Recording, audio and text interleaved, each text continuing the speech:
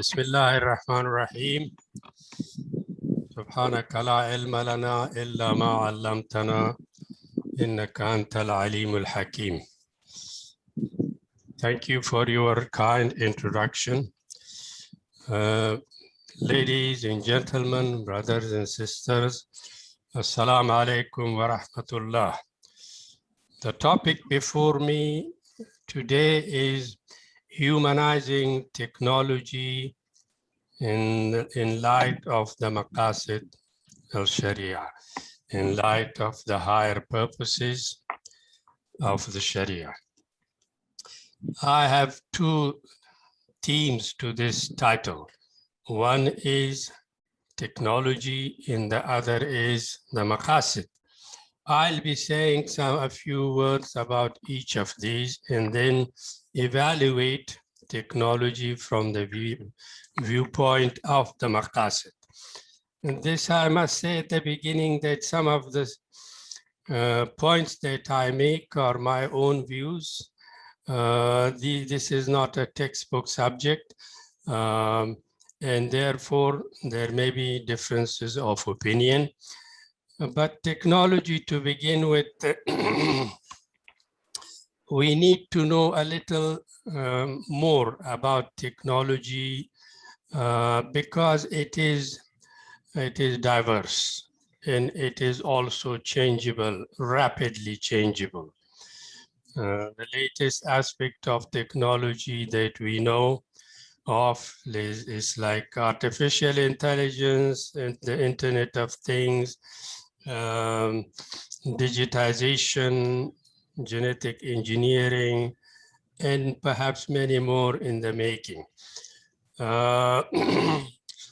Technology opens new possibilities for human development. It has benefited our development enormously, and also our civilization. But technology is a mixed bag. There are many, many benefits to technology and also harmful sides. And we need to be aware of both of these. Over 1,000 years ago, Al-Farabi, Abu Nasr Al-Farabi, said that the excellence of arts and sciences can be known on three grounds. One is the nobility of the subject matter, the profundity of the proofs, and the benefit that it brings to humanity. And the optimal aspect of these benefits is human happiness.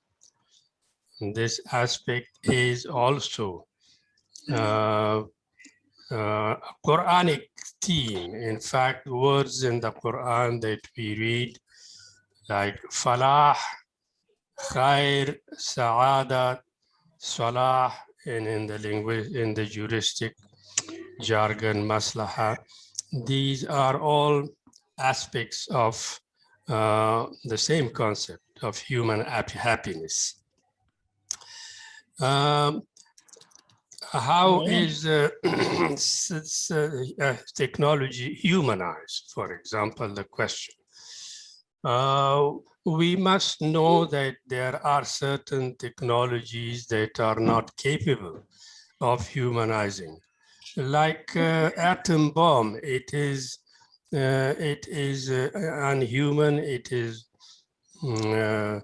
harmful, and that is that. And there is no way that you can humanize it. Science and technology. Science is a systematic knowledge of the physical world, and technology is the application of science to the practical aims of human life. Therefore, technology comes together with science. The science provides the theoretical guidelines and technology applies it. Technology is diverse. Some are very simple, like a wooden spoon or a crowbar. Other very complex, like a spaceship. Technology may be material, it may be virtual, but technology greatly influence human society, human values, and culture, and also can be the source of great evil, like political oppression. Politicians can use technology for those purposes. And we know that technology has generated great harms in terms of the environmental pollution and damage. And this is on an increasing scale, that it is becoming an alarming factor. Technology damages the human environment of living. There are many types of technology, that some are daily used, some are not so frequent, but like construction technology and information technology, assistive technology that assist people, like the wheelchair, hearing aid, and so on. And then medical technology for diagnostic purposes, like X-ray machines and so on. Educational technology, the tools of education, then entertainment technology, weapons technology, and lastly, nanotechnology, the particles, the minute particles that are studied in chemistry and physics and so on. The benefits of technology, we mentioned two things perhaps that stand out. One of them is that technology is not human. The consistency of technology. It's it has no feelings, and the humans are changeable. They have political views and feelings, but technology is consistent completely. And then the longevity aspect, the time limit, that human has a lifespan, whereas technology is unlimited. And these are the two differences that mainly technology has with human capabilities. Like digitization in an aspect of technology, it has great benefits. Promotes like economics, education, and communication in terms of the digital. It is also digitization is transparent. There is a, like if you have deal in cash, there is it can be, there be no record, but wherever, when there is a payment through a credit card, there is a footprint. It always, the record can be known. It is interesting to note that Malaysia allocated 22 billion ringgits in its 2020 budget. And this is an indication that it will change, and it is already in that process. The whole ecosystem of digitization, not just odd incidents, but a whole scale effort that will change the industry and the environment, the communication environment, and so on. Right now, we are using this communication technology, the Zoom technology, It may be technology, maybe it is communication technology, but also assistive technology. It may be different types. But some of the disadvantages of digitization is that payment through digital methods, it is creates cyber crimes, opportunity for cyber crimes, for hacking, also has disruptive effects, creates, for example, unemployment, inequalities, and so on. It is therefore important for government leaders and industry leaders to try to minimize the harmful aspects of digitization. But these harmful aspects are not always very well explained. We find them often through experience. It also creates industrial dependency, like computer use.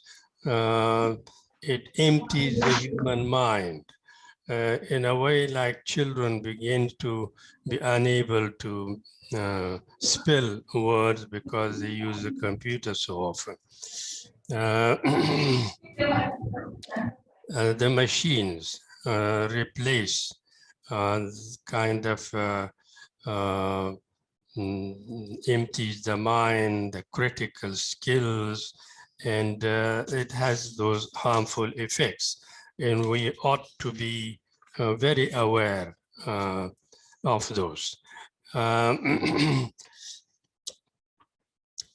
therefore, to reduce those harmful effects, you need strong regulatory regimes, industry awareness, political leaders, to try to minimize these and ultimately to emphasize human welfare and human happiness. For scientists, humanizing technology mean that technology is designed such and that they do not undermine or destroy human values. For example, artificial intelligence, it can be very, very harmful, but to design it such that there are limits to its capabilities. Then to design technology and such that it is conducive to human welfare, that it is trustworthy, it is convenient, and also that it is for artificial intelligence, that it is human-like, and that it recognizes human emotions and responds to it accordingly. This is something that that requires awareness of the purposes of thinking. My second aspect of the discussion is the Maqasid al-Shari'ah. I will have to also explain this before I can evaluate technology from the viewpoint of the Maqasid. The Maqasid refer me to the meanings and wisdom of the ahkam of the Sharia, ma'ani wa hikam. This is the definition that Ibn Ashur has given it, but the chief, the leading author of Maqasid, Al-Shatibi, incidentally did not give a definition. The Maqasid comes in different varieties, different classifications of Maqasid. The first division is the Daruriyat, Hajiyat, Tahsiniyat.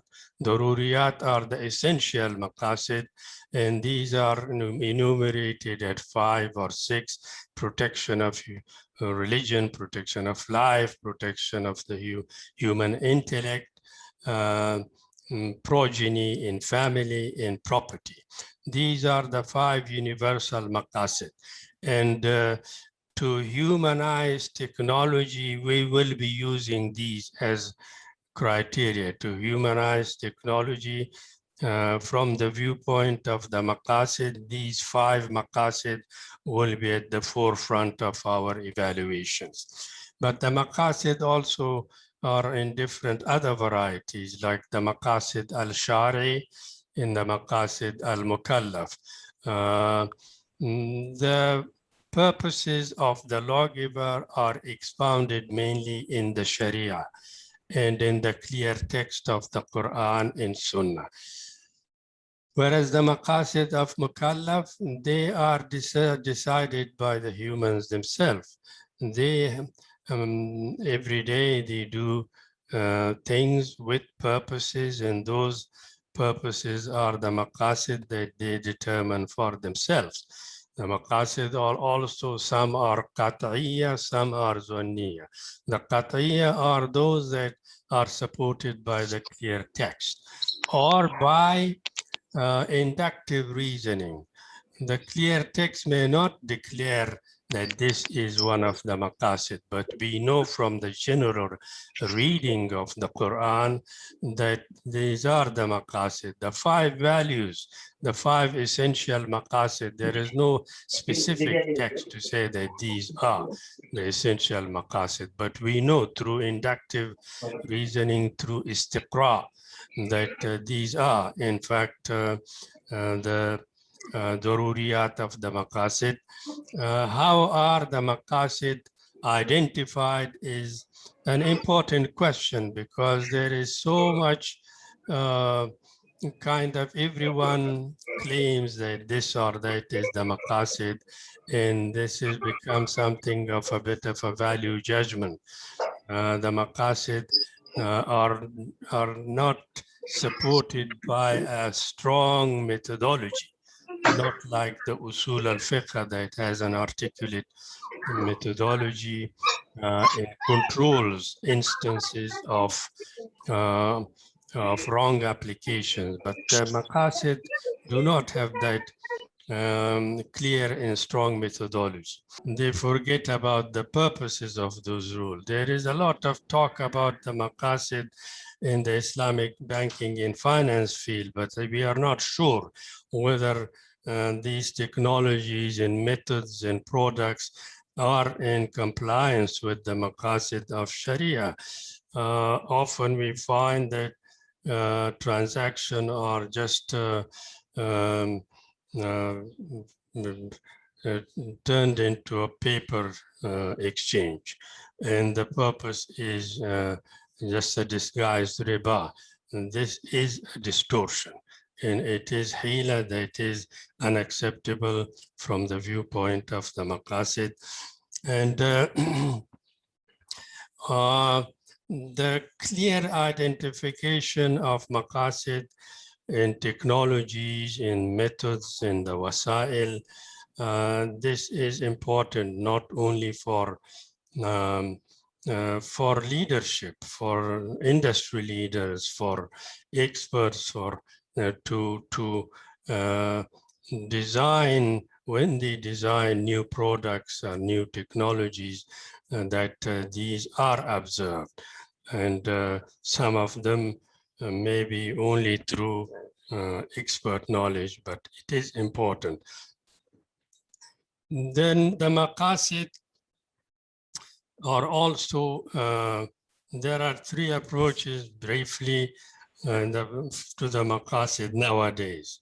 One is Ifrat, the other Tafrit, the other Tawassut.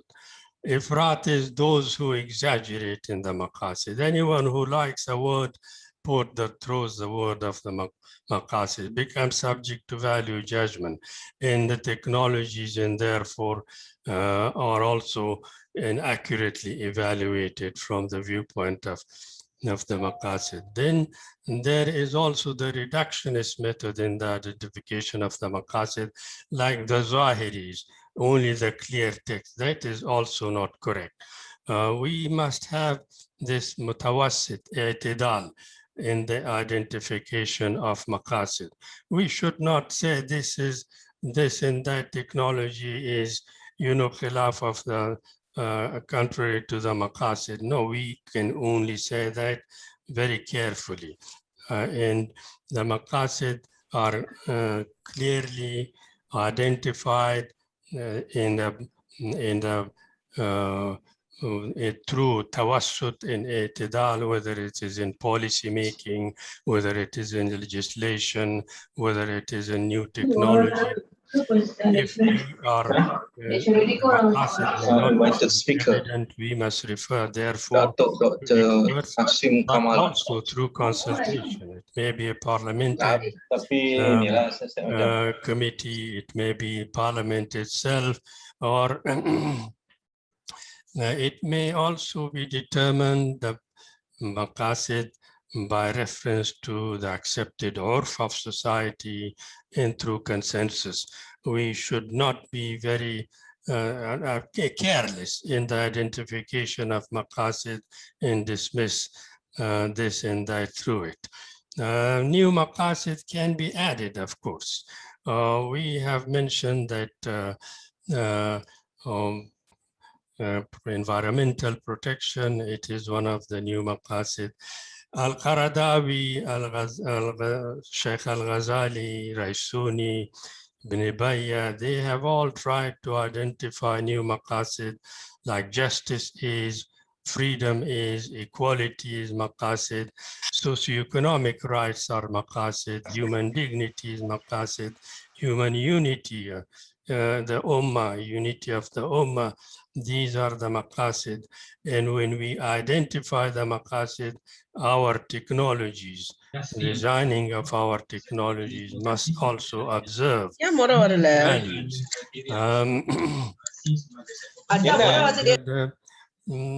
Then the question has arisen whether the Maqasid can be an independent basis of ijtihad, or do we still have to observe the principles of usul al-fiqh? The usul al-fiqh from beginning to end is a methodology to regulate ijtihad. Now, Maqasid has become so widespread and almost as a substitute for Sharia. No, it is not a substitute to Sharia. We have the usul al-fiqh, we refer to the Maqasid together with the proof of usul al-fiqh in our evaluation of technologies through the Maqasid. Maqasid by itself does not become independent source without reference to the Sharia itself, to usul al-fiqh, although some, Ibn Ashur, for example, Al-Raisuni, they said the Maqasid can be the basis of ijtihad by themselves. The methodology of Maqasid has been developed, and we can evaluate technologies just by reference to the Maqasid. But in my also opinion, the Maqasid themselves do not give us the rules. The rules of fiqh are the same. The Maqasid just tells us how to apply them in a certain way that observant of a set of values. Humanizing technology, it is something that is said, but is not automatically done. It is that the industry leaders, the government leaders, regulatory regimes, the laws that we have must be designed in such a way that the human welfare aspect and benefit aspect of technology is prioritized. And also the way that not just the designing of technologies, but the way that they are applied, the consequences of their application. There are aspects, harmful aspects to technologies. We cannot dismiss them by a little harm. We must evaluate the harm carefully, and the benefits, if the benefits are predominant, we can approve them from the perspective of the Maqasid, but find methods that reduce those. because like digitization, it's a great means to efficiency in so many areas of our concern: education, health, culture, welfare. It does have also disruptive effect, generates inequality, unemployment, and even the internationally, the most powerful state becomes even more powerful. Therefore, not only good leadership, but international cooperation is also necessary in order to keep technology focused on human welfare. And there are so many ways of departing from this purpose for hegemonic purposes, for other purposes. And therefore, we need to be observant and watchful of this relationship, that technology must be kept in the service of humanity and observant of the values of Maqasid. I thank you very much for your attention. Assalamu alaikum.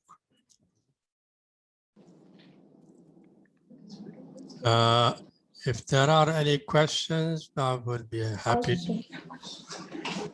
All right. Assalamualaikum to members or the audience. If you have any questions, like I have informed you earlier, you can use the chat box feature that we have. State your questions, your name, and also the institution that you are from.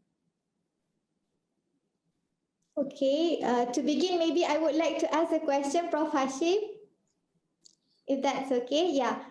You did mention about having the government and also the industrial leaders to be involved in terms of trying to kind of like involve in the policy making of including the Maqasid Shari'ah in terms of trying to humanize technology. Do you believe that in Malaysia, have we started this particular effort in trying to actually incorporate or integrate Maqasid Shari'ah in terms of policy making, looking into the technology and trying to humanize the technology to make sure that it does not, it is able to reduce the harm as a whole? Thank you. Yes, in fact, the Prime Minister, the former Prime Minister of Malaysia, Dr. Mahathir, in one of his speeches that he gave at APEC, Asia Pacific Economic Council, in his speech, he spoke on digitization, the benefits and harms of digitization. And he then suggested certain ways how the harmful effect of digitization can be controlled, and he itemized 1, 2, 3, 4, 5 ways how to minimize the disruptive effect of digitization. For example, redundancies makes a lot of people out of jobs, for example, creates inequalities. What can the government do to reduce those? Must, before he said, you apply, you digitalize a certain aspect of technology, you ought to try to find ways how you find employment for those people who are affected, how you try to minimize the kind of the inequalities that digitization generate. For example, if it makes so many people redundant, that is inequality. Those who have digital means, they have an edge over others, and so on. And he advised ways, and I believe that in Malaysia there is an awareness of the Maqasid, Maqasid has become, to an extent, an engagement also of the government of Malaysia. They have spoken of the 5 values of Maqasid, different prime ministers. To what extent they are actually designing policies on that basis, that I'm not sure. But I think the awareness is there, even though they may not articulate, they may not use the word Maqasid, but they are definitely observing it, the 5 essential values: protection of religion, protection of life, protection of rationality. Rationality is advanced through education, through knowledge, and so on, and protection of the lineage, the family welfare, in property. There are laws and laws that they take care of those values. And the government also does observe the essential maqasid. There are maqasid are in different varieties. Some of them are maqasid amma, some are maqasid khassa. And if you go to the very particular aspect, you might find some level of tension. But the job of the government is to minimize the tension level and to, if there is some aspect of harm, that harm is controlled and taken care of. That is the job of the government. And I think the government of Malaysia is aware of those. So we don't have any further question from the floor. All right. Allow me to conclude regarding on Prof. Hashim Kamali's talk today. Okay, in order to kind of like humanize technology, it is important for every single thing that we do should be in line with the Maqasid Shari'ah. Okay, through the systematic method of first identifying the novelty, okay, looking for the proof, and also looking at the benefits of whatever it is that you do. So again, I would like to thank you, Prof. Hashim Kamali, for being here with us today. On behalf of the organizing committee, I would like to convey our heartfelt gratitude for your time with us today. Sister Feroz, before you conclude. Okay, I'm sorry. Okay, we do have a question. I'm sorry, Prof. We do have a question. Allow me to convey the question. Okay, salam Prof. Hashim Kamali. Another term of maqasid in fiqh and usul al-fiqh is masalih. Okay, used by Sheikh Muhammad al-Khudari. Since the term is based on the musalih, is it possible to be added more maqasid or masalih in fiqh? Say that again.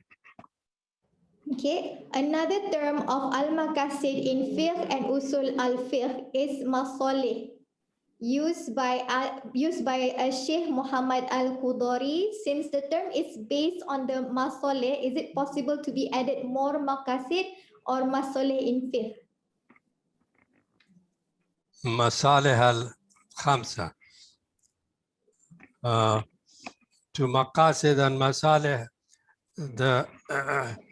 you mentioned masalih, there are 2 things. One is the Zahiri mazhab on their method of identification of the maqasid. I saw it written here.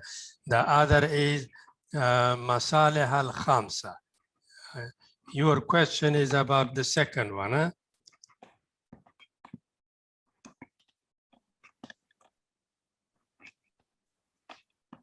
I cannot hear you. Prof, the question is, which one should we follow in fiqh? Should we follow masalih, as normally Zahiri mazhab argues, or we should talk about maqasid? That is the question, Prof. Well, yes, most of the ulama speaking of the tradition, the fiqh tradition somehow has consistently frowned upon the maqasid. They don't even, the fuqaha, like the word maqasid. They have problem with the maqasid.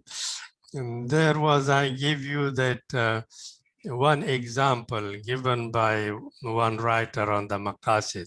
In 1960, the University of Al-Azhar was examining a PhD thesis, and the thesis had Maqasid in the title, and they forced the student to change the word Maqasid, and instead they replaced it with Ahdaf, the same thing, purposes or aims. But why they have problem with the Maqasid?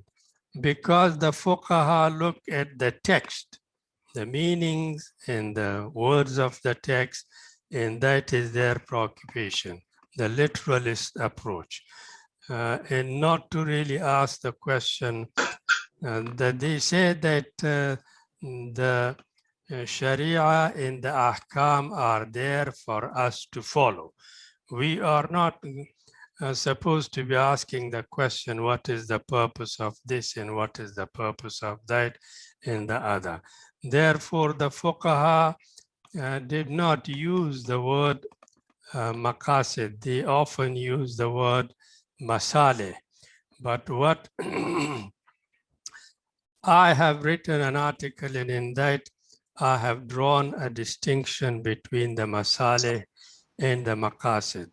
The maqasid, in my assessment, has a stronger basis in the text, in the nusus. Yes, maybe there is not a great deal of difference between masalih and but one area of the maslaha, like maslaha mursala, unregulated maslaha, that has no, it is not regulated by the text. Whereas the maqasid arise from the text through, for example, istiqra or whatever. The 5 values we talk about, they are extracted from the reading of the text. They have a stronger foundation in the Sharia values than the masalih, which are more maslaha as a more utilitarian concept. And people use it for kind of circumstantial benefits and so on. So this is one level of distinction, that the maqasid has a greater level of permanence and stronger identification with the nusus in the Sharia. And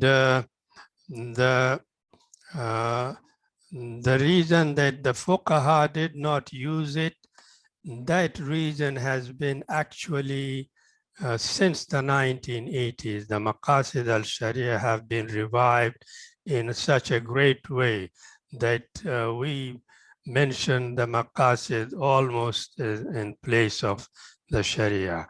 The Maqasid has become, has attracted attention because they are so, they talk of the human benefits in a direct way, protection of life, protection of family, and so on.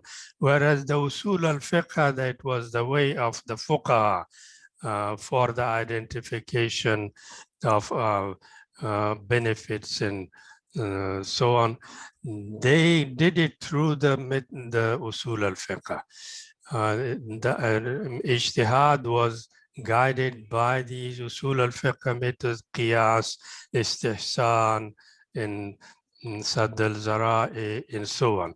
The maqasid don't speak of those formulas. They speak directly of human benefits. That is why that the maqasid have become the subject of renewed interest and attention.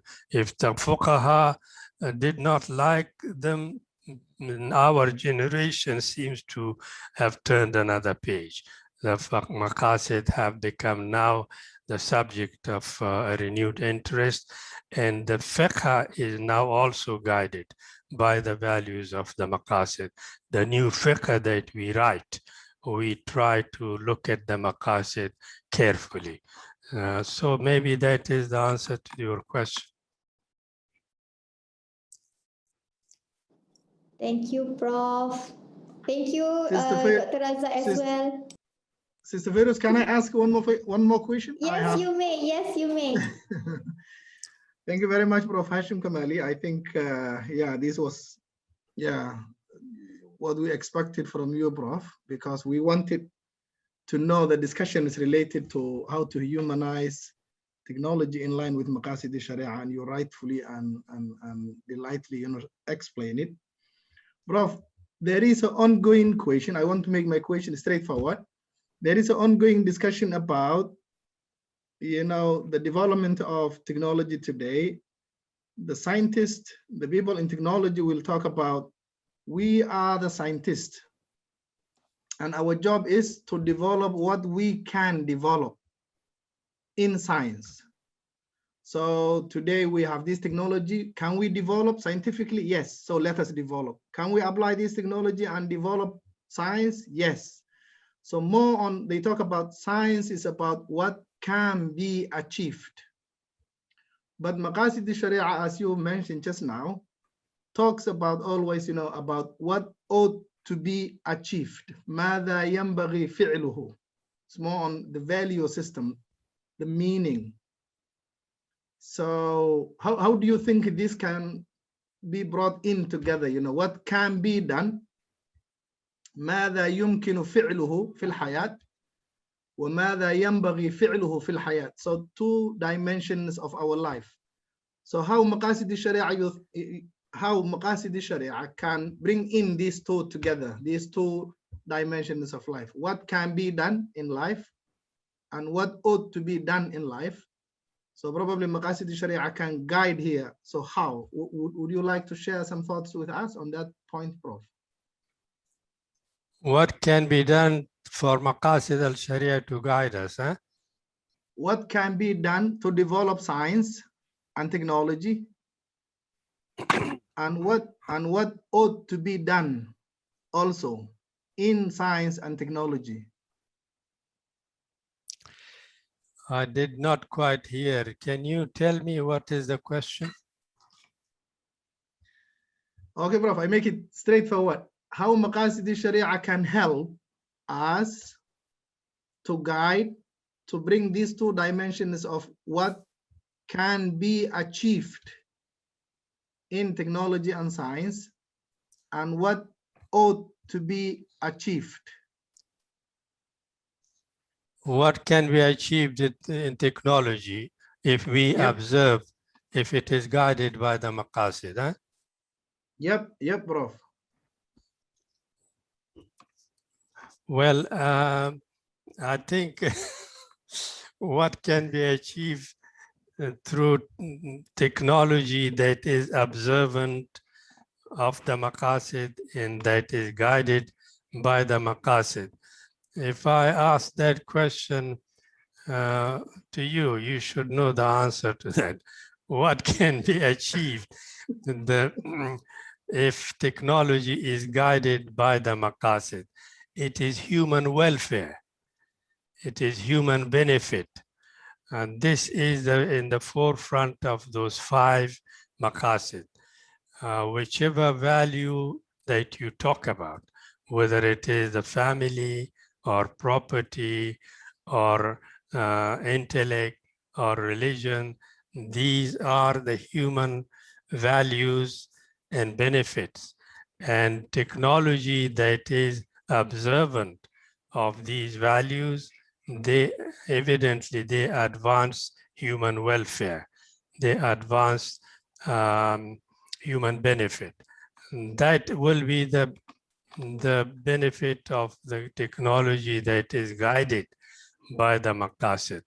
The Maqasid also, as I said, are the Maqasid of the lawgiver and the Maqasid of the Mukallaf, of human purposes and in the lawgiver's purposes. The lawgiver's purposes are found in the Quran and Sunnah. There is a great structure of purposes and values. We are talking about those in the first place, that technology must not violate those purposes. And then human purposes. We determine those. We determine purposes for technology. This technology, for example, we have information technology. They store information and they detect information, and they have certain purposes, beneficial purposes, and they serve human benefits. These benefits are determined by us.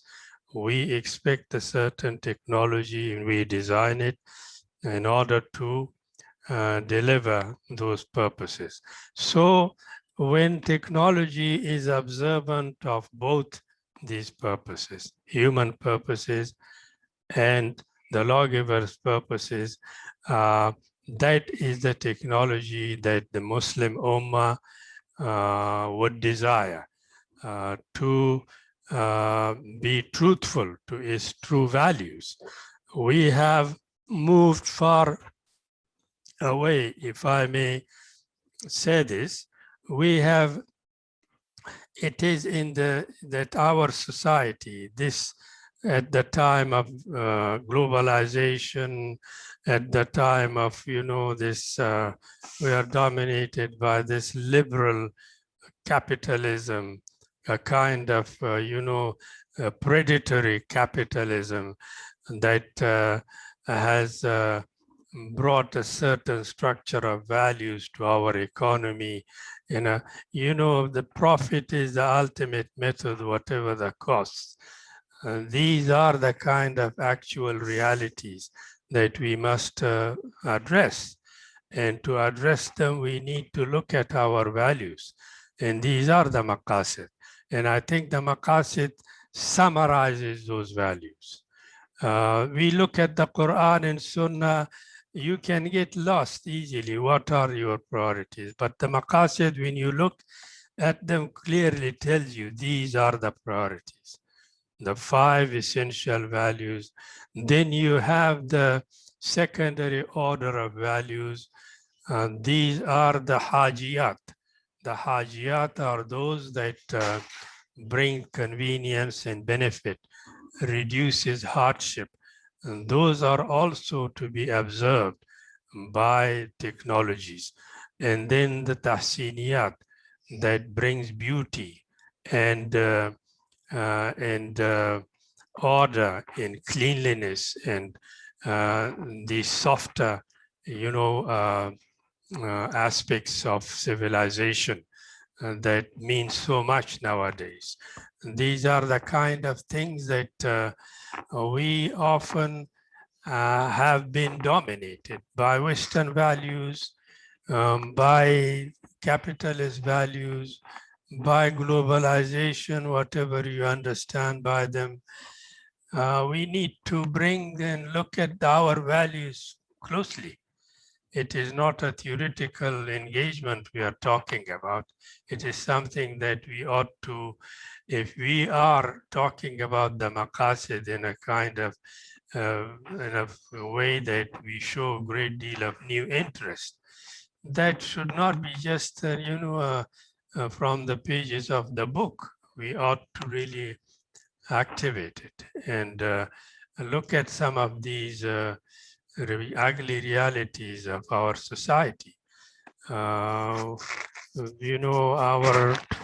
marketplace is dominated by capitalist, structures and values.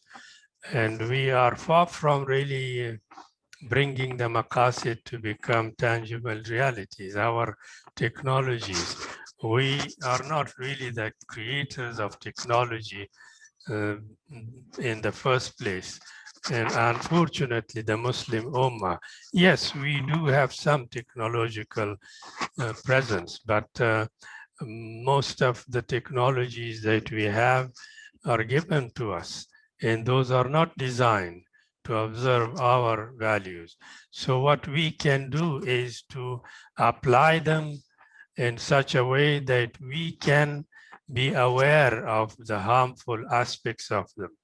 And those harmful aspects has actually dominated us. There are a lot of inequalities, a lot of poverty, a lot of deprivation.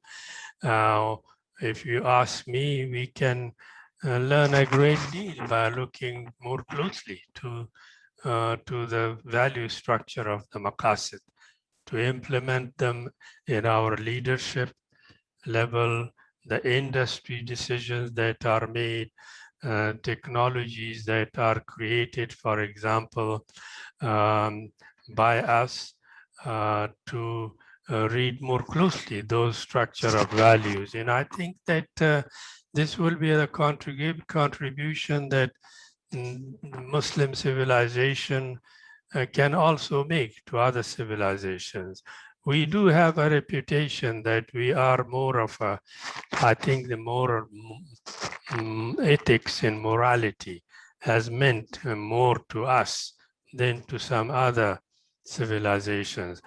In the sense of, certain areas, those other civilizations are also there observant of ethics, but to us, the behavioral aspects, the day-to-day culture interaction, we are observant of those in a more meaningful way. We, if we do really make the Maqasid as they are coming in a big way, a practical, guide for our conduct, for our industry, for our leadership, for our educational institutions and others, then I think that we will make a contribution to the human community also. They will also look at this.